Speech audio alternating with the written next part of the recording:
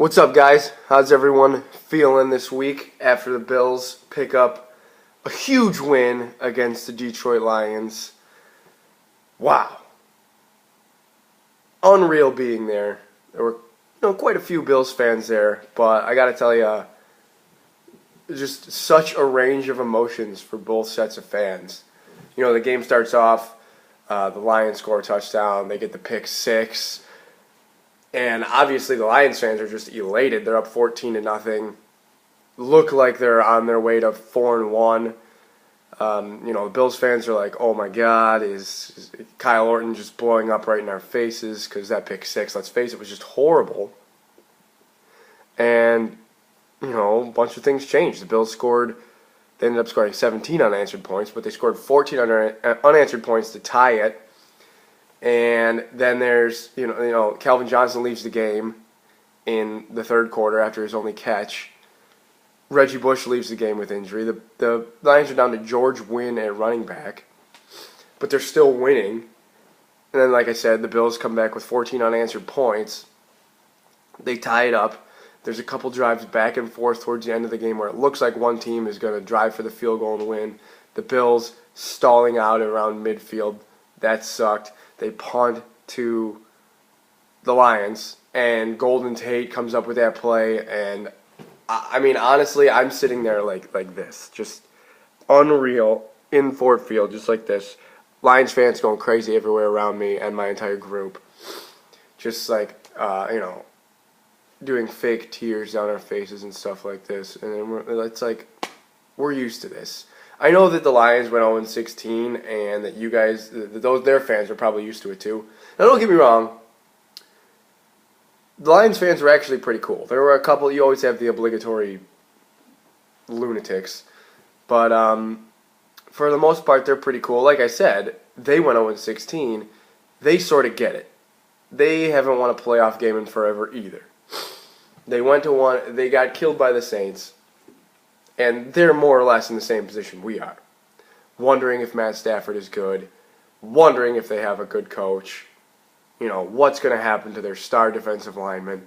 They have a lot of similar problems, interchangeable things that we deal with on a regular basis. But they're, mocking us like, ah. And then Alex Henry misses the field goal. The Bills take over. Clutch, ridiculous catch by Sammy Watkins. Insane reflexes. That's what you mortgage your future for. When you see plays like that where the guy single-handedly puts you in position to win, you are okay giving up that first-round pick for that player. Because we won the game because of him. I know it's a team effort, but in that scenario, in the scope of what happened in the fourth quarter and on that final drive, because it was only one play long, Sammy Watkins put us in position to win that game. Obviously, Dan Carpenter, incredibly clutch, 58-yard kick. Incredibly clutch. And then Bills fans just going nuts. Lions fans freaking out. Some of them being pretty cool. Some of them hating us. But, as you would expect. But it was awesome. I had an absolute blast. The tailgating is there's some serious tailgaters there. I will tell you that. Do they do it better than Bills fans? I don't want to say that because of the way it's set up. It's a downtown stadium. We parked at Eastern Market and walked over. But there's a bunch of areas all around, parking ranging from like $15 to $50. All I mean when I say is there's some serious tailgaters is that they do it right. There was people out there with a hot tub. A lot of them have RVs, and obviously I don't get to see that because of the camper lot. I get to walk by it on my way into work every week and stuff. I don't really get to see much of, but I know what a Bills tailgate is.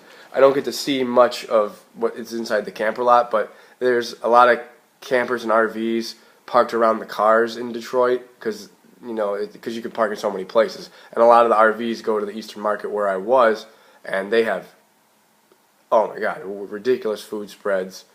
Um, Huge TVs, people playing Madden, people watching pregame shows, people watching the games after the game. Crazy.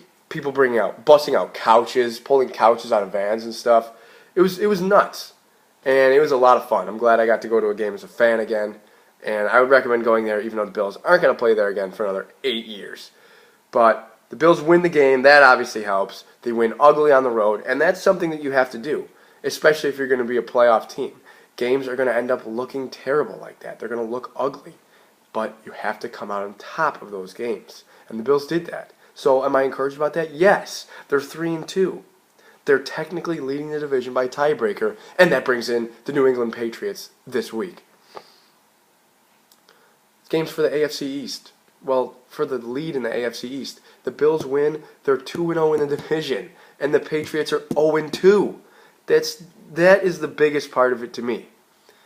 Obviously, if the Bills lose, they fall to 3-3. They're, and the Patriots are a game ahead of them, and then it looks like, of course, that the Patriots once again have the inside track to the division title.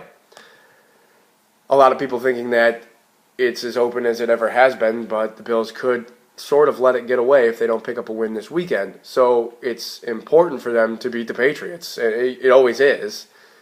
And this week is no different. Are the Patriots vulnerable? Maybe. I mean, they faced criticism following the blowout loss to Kansas City, and they responded with a blowout win against Cincinnati. They appeared to sort of hit some sort of stride because Brady, who had only thrown for one touchdown pass in every single game, finally threw for multiple touchdowns, finally threw for over 250 yards. He still hasn't hit 300. But, he's really good against the Bills in his career, obviously. 22-2 against the Bills, 5,800 passing yards, 54 touchdowns, 19 interceptions. That's Tom Brady's stat line against the Bills. But that's the past. Who cares? Let's see what we got. I mean, our defense is real, right? It's real. We watched it. We saw them hold down Matt Stafford. Was he without Calvin Johnson? Sure. We saw them hold down Jay Cutler on the road. Was he without Marshall for part of the game and Alshon Jeffrey for part of the game? Sure. Don't care. That's not, let's not count that because they didn't have their best players in. So what? We didn't ask for them to not have their best players in. They just didn't. The Patriots do they bring in really good players? Prime players, superstar players, other than Brady and Gronk? Not really.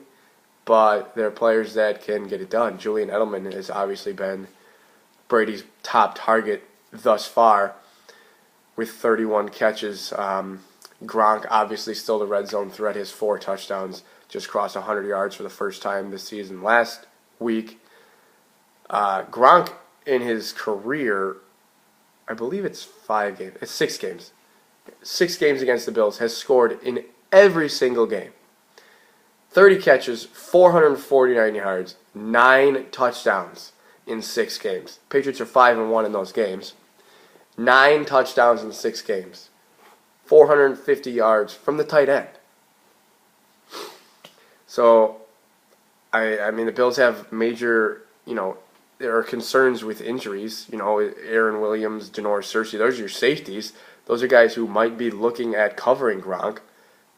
Keith Rivers, Preston Brown, they're going to play. Brandon Spikes is questionable, but there's 0% chance Brandon Spikes misses this game. 0%. There's no way he's missing this game against the Patriots. I promise you. Because he won't. He straight up won't. He's looking for revenge. He'll hopefully get it, but he is just licking his chops right now.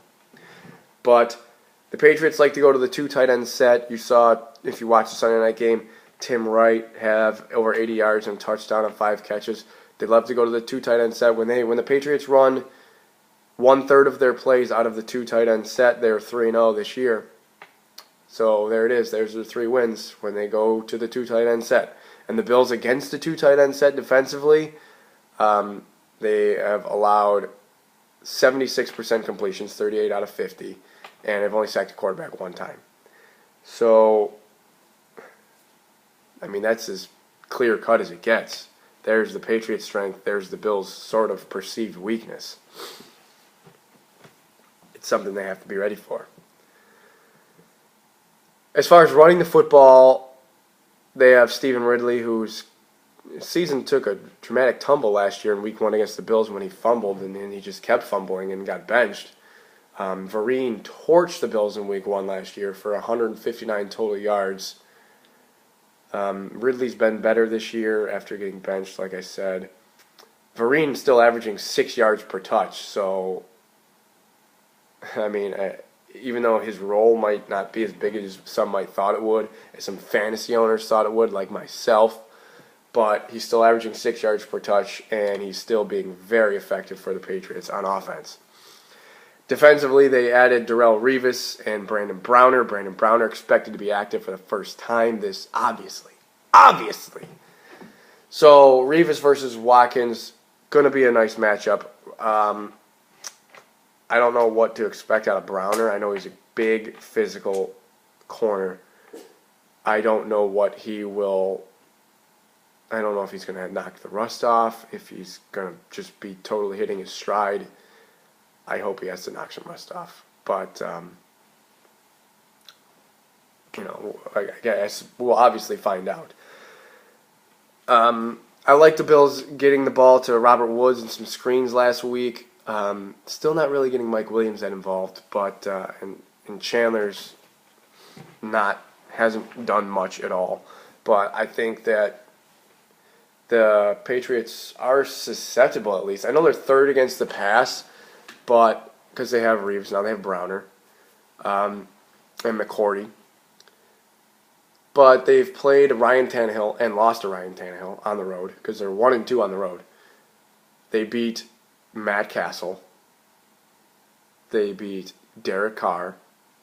They got murdered by Alex Smith, and then they beat Andy Dalton, which is a good win to me. But and that's what they're coming off of most recently. But I don't see any reason why Kyle Orton can at least have some success. The key matchup, huge inside, is Wood and the guards against Will Fork, against any blitzing linebackers, against Chandler Jones. He might be coming around the edge, so that's big for both tackles, Glenn and Henderson.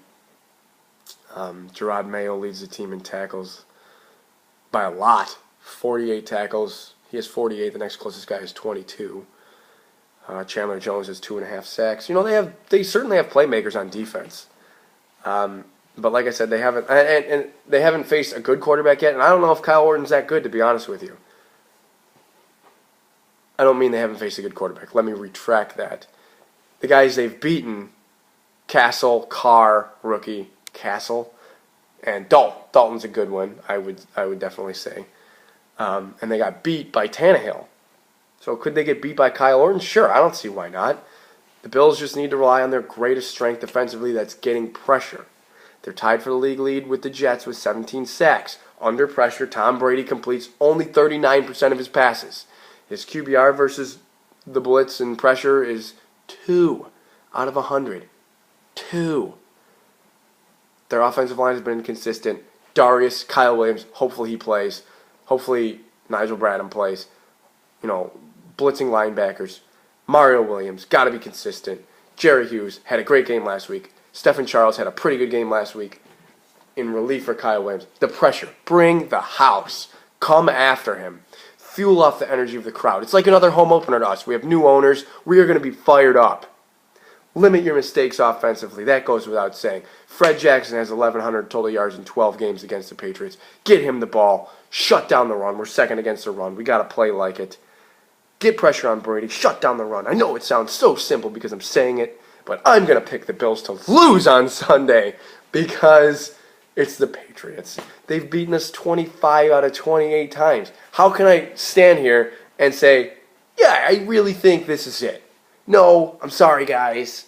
I'm counting last week as a win, by the way, because I said if Calvin Johnson didn't play, the Bills would win. He had 1 catch. I'm counting that as I was right. So this week, picking the Bills to lose, 24-17. There you have it. Enjoy your weekend, guys. And as always, go Bills!